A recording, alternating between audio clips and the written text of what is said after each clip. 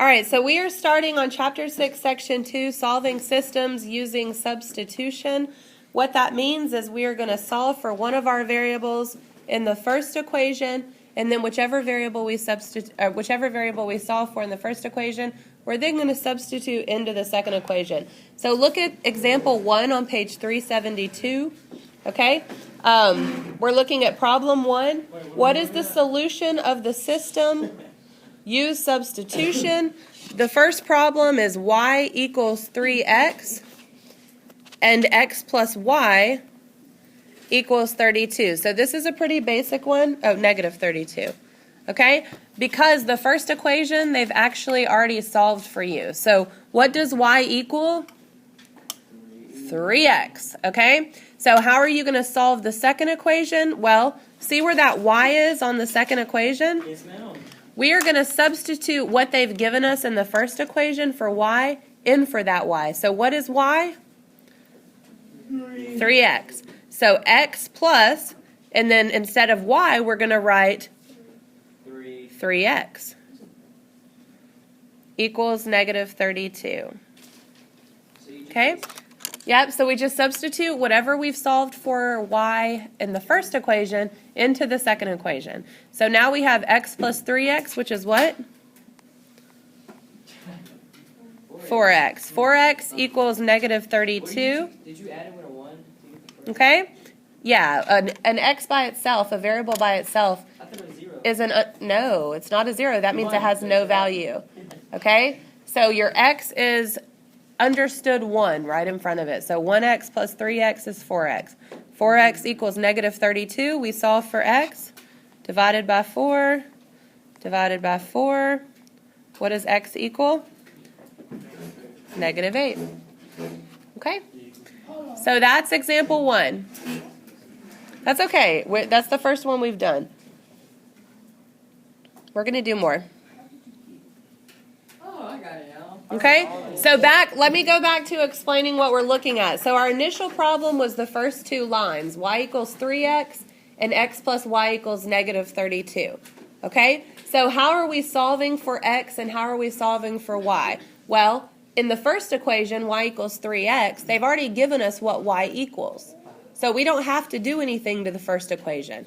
The second equation, x plus y equals negative 32, we know what y is. Y is 3x. So we can actually substitute 3x in for y and then solve for x. So we have x plus 3x equals negative 32 because we've taken what y was, which was 3x, and put it in for y. So x plus 3x gives us what? 4x. So then we have 4x equals negative 32. And then we solve for x, okay? So divided by 4, x equals negative 8. All right? So now we have x. How do we solve for y? The same thing. You substitute right here, negative 8. You substitute it into this equation or any equation. You can substitute it into either one, okay? And substitute it in for x. What is 3 times negative 8?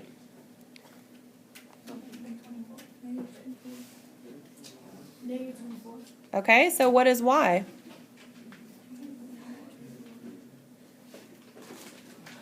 Negative 24.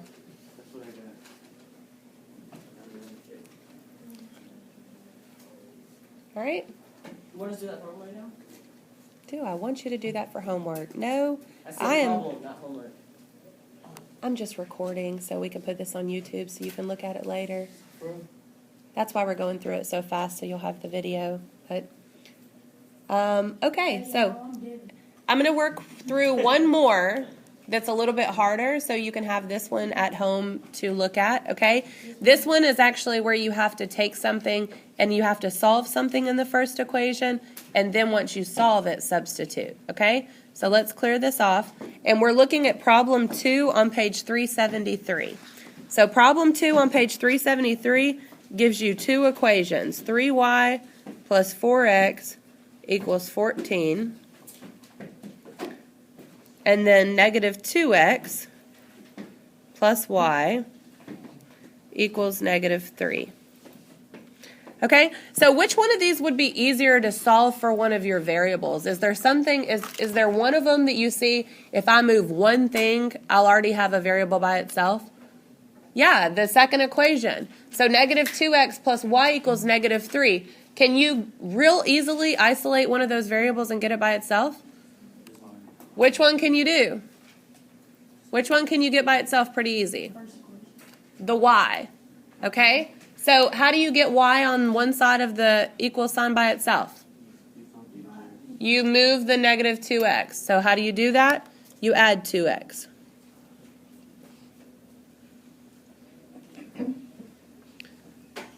Okay? So now you've already solved for y. What does y equal? Huh? Negative 3 plus 2x.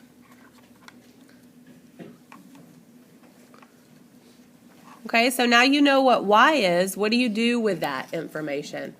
You substitute it into the other equation, where the y is. Do you see where the y is on the other equation? Right here. Okay? So right there is where you substitute this in for that y. So now you have 3 times negative 3 plus 2x plus 4x equals 14. So do you see what I've done? All I did was substitute what I solved for y. All I did was substitute that in for y on the other equation. Okay? So now we solve. 3 times negative 3 is negative 9. 3 times 2x is 6x. And then you have your 4x sitting out there beside it. Equals 14. Okay? And now you combine your like terms. 6x plus 4x is what? 10x. And we're still solving. Okay? Now you need to move your plus 9 over to the other side. Plus 9. So now you have 10x equals what? 23. Okay, divide by 10, divide by 10, x equals 2 3/10. All right, so now you know what x is. Now how do you solve for y? You go back up to your original equation where you have this right here, y equals negative 3 plus 2x, and then you substitute your x in for that x. Okay? I'm going to go to a new screen, so give me 1 sec. Y equals negative 3 plus 2x was your original equation, okay? So now we solved for x. X was what? 2 3/10. So we take 2 3/10 and put it in for x.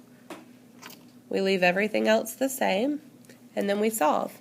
What's 2 times 2 3/10? 4 6/10. Plus negative 3, and then we solve for y. Keep going. Y equals negative 3 plus 4 6/10 is positive 1 6/10. So we have solved for x and we have solved for y.